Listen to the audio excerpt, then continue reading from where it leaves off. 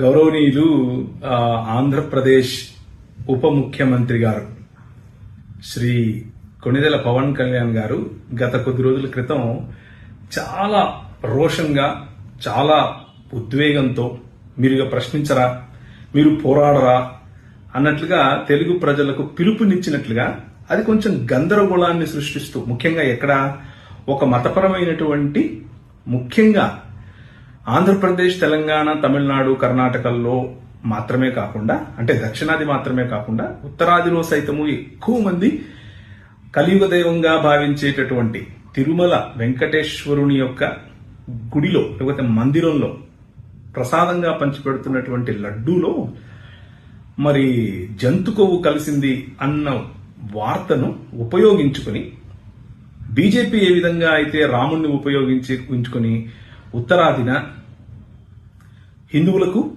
ముస్లింలకు, అనగా హిందువులకు మరియు హిందూయేతరులకు మధ్య గొడవలు పెట్టారో అదే పంధాలో 2024 సంవత్సరంలో పదవిలోనికి రాగానే పదవి వారిదని, బాధ్యత వారిదని తెలిసి కూడా గౌరవనీయులు ఉప ముఖ్యమంత్రి గారు ప్రజలకు పిలుపునివ్వటం, ఆ ప్రజల పిలుపునందుకుని ప్రజలు ఎక్కడ గందరగోళానికి గురై ఒకరికొకరు తన్నుకు చస్తారో అన్న ఆందోళనలో తెలుగు ప్రజలు ఉన్నప్పటికీ తెలుగు ప్రజలందరికీ కూడా జోహార్.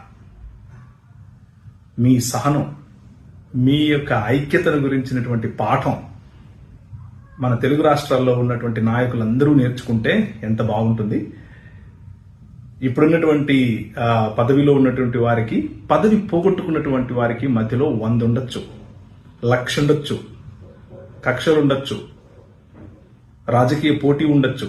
కానీ ప్రజలను ఇన్వాల్వ్ చేయటం, ప్రజలను రెచ్చగొట్టడం, ప్రజల ద్వారా మీ పబ్బం గడుపుకోవాలనుకోవటం ఎంతవరకు సబబు అన్న ప్రశ్నను ఈరోజు గౌరవనీయులు ఉప ముఖ్యమంత్రి గారు మాట్లాడినటువంటి మాటకు ఏమాత్రం స్పందించకుండా, ఎక్కడా ఏ ఒక్క ఘటన జరగకుండా కలిసిమెలిసి ఉంటున్నటువంటి తెలుగు ప్రజలకు మళ్ళీ ఒకసారి జోహార్. అలాగే గౌరవనీయులు రాష్ట్ర ముఖ్యమంత్రి చంద్రబాబు నాయుడు గారు, మీరు మీ హయాంలో ఇలాంటివి జరగకుండా చూసుకుంటారు అని నేను భావించాను. ఒకవేళ మీరు అలాంటి స్టెప్ ముందుకు తీసుకోకపోయినప్పటికీ ప్రజలు చూసారా ఎంత చక్కటి సందేశం ఇచ్చారో. మేము ఒకటి, ఇందులో రాజకీయం కనిపిస్తోంది కానీ క్రైస్తవులు, ముస్లిములు, హిందూవేతరులు చేసింది ఏమీ లేదు అని స్పష్టంగా నిగ్గు తేల్చి చెప్పారు. మనం నేర్చుకోవాల్సింది ఉంటే నేర్చుకుందాం. అలాగే క్రైస్తవ